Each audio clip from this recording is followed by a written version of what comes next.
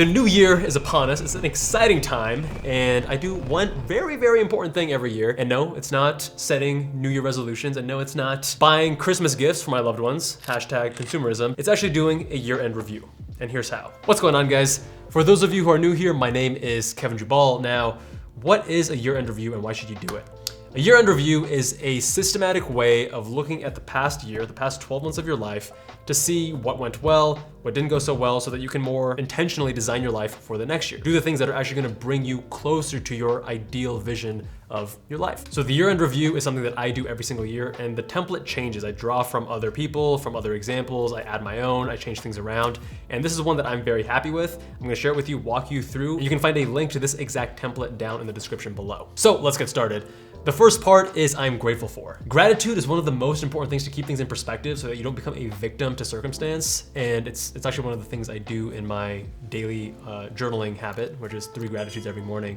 Now this I actually split up into different sections. So people, experiences, accomplishments, and possessions. And I put people first because people are at the root of living a deeply satisfying and meaningful life. Also, I did not put my actual year-end review here. I did that on Christmas Day, but for privacy reasons, for other people, for myself, etc., we're gonna go over just a couple items and I'm gonna walk you through it. So next up is experiences, and I did my first 72-hour water-only fast back in January of 21. And prior to that, I did do a lot of water-only fasts, but they were always up to like 60-something hours. I never quite got to 72, and we'll talk about why soon. And then my Seattle to Portland bike ride, that was pretty epic. You can see the video of it here. Now accomplishments is where you would put things like YouTube milestones or business revenue milestones or business growth or maybe the number of customers you have, how big your team is, things like that. Some personal ones I was excited about were some strength milestones, some PRs in the gym, as well as during my first ever cut, because I've never cut before, I'm always in a constant lifelong bulk. In my first cut, I clipped 11% body fat. And now I'm definitely a lot higher than that because now I've been, again, on that lifelong bulk ever since. That was definitely a new experience that I'm grateful for. Now possessions, I feel like sometimes people get icky with possessions because it's materialism and things like that, but I think it grounds us to keep in mind that, hey, we do have enough and we should be very grateful for the things, for the possessions that we do have. First up for me is my new office setup, which is linked right here. It's pretty epic, and if you watch the video, you'll see why. Number 2 is my HomePod Mini and Apple TV throughout my space. I can AirPlay from my phone, either a podcast or music, and then not having to wear AirPods and not having to carry on like a portable speaker, it's just really nice, and I appreciate that every day. And then if you guys follow me on Instagram, you know I'm obsessed with tea now, and I have this awesome sim racing rig that I've been using a lot in the last couple months. Next up is what I did right this year, and these are the things that I'm glad I did. These are the risks taken, the new opportunities explored, getting outside of my comfort zone, behaviors I'm proud of, etc. So interpersonal relationships, again, number 1, because I do think that is the most important thing out of these categories. Actually, now that I say that, I realize it's all relative because to me, it feels like the most important thing because I have not been prioritizing it as much as I wish I had. But I think the actual most important thing is health.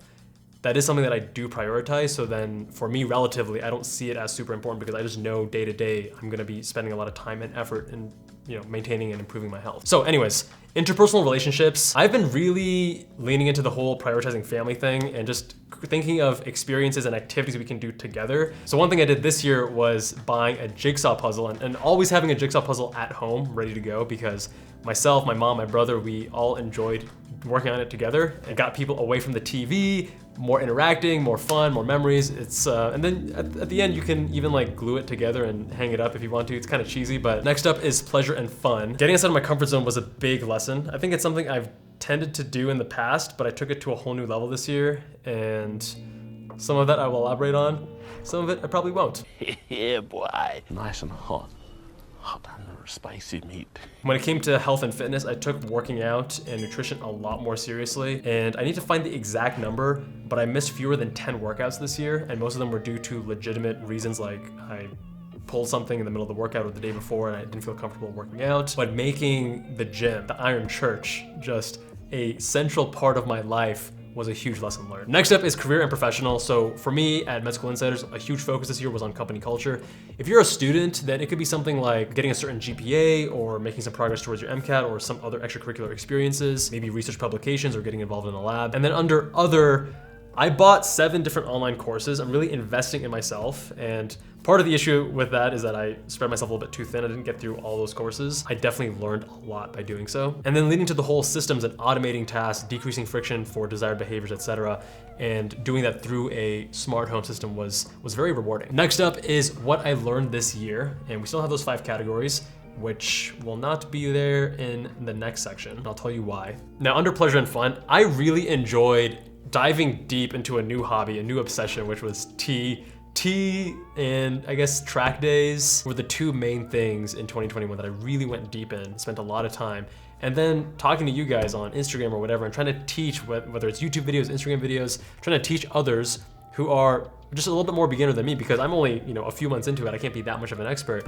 That was really rewarding. That was really fun. And then again, that theme of getting outside my comfort zone. One really important thing with health and fitness was that without an objective measurement on things like my diet or my glucose levels or body fat, things like that, it's hard to make well-informed decisions, right? You need data to make those decisions. So as an example, I thought my carb intake was low, but then after tracking it for a few days, I realized, wow, it's actually way up here, and to get to the fitness goals that I want, I really need to dial it down. My tool of choice for that is MyFitnessPal, as well as Levels, which doesn't really tell you macros, but you can get other useful information. And then magnesium supplementation during an extended water-only fast is night and day difference in terms of how difficult it is. Under career and professional, one really important lesson for me this year was that in my business, I feel like there are, let's throw out a random number. Let's say there's 20 things that only I can do. At least I believe that only I can do. I think it's a useful practice for me and for most entrepreneurs to challenge that assumption, because it's probably less. Sure, there are some things that only you can do, right? I'm the only person that can sit here on this channel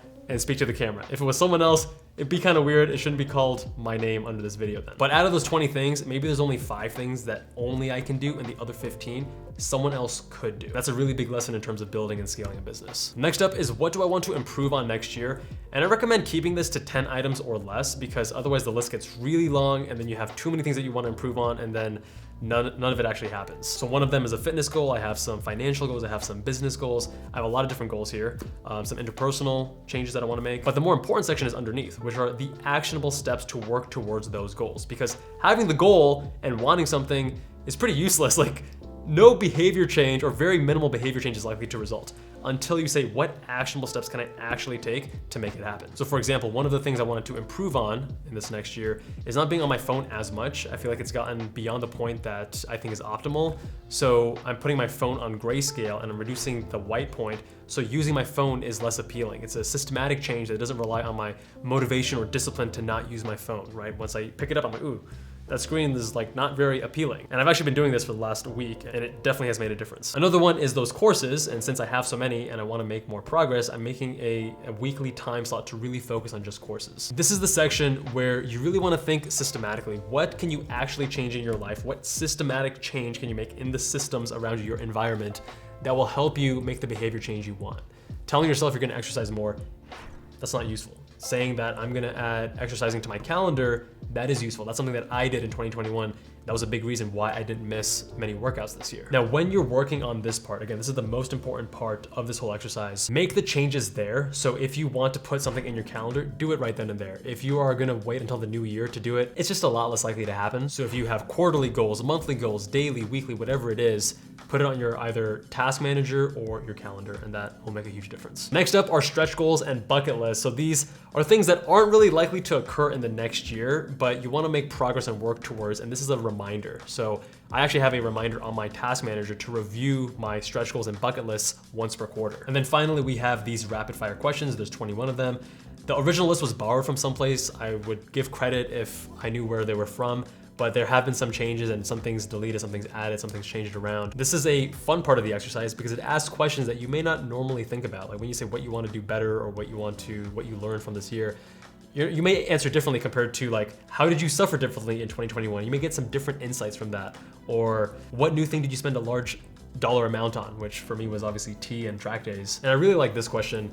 When you felt at peace this year, what were you doing and who were you with? If you take a moment to really think and reflect on that and pause from the rat race that is life, that is Western society, I think that has a lot of value in it. Again, link to this template down in the description. I hope you all enjoyed your holidays. I hope you all have a very happy new year, and 2022 is gonna be a kick-ass year. Much love, and I'll see you in that next one.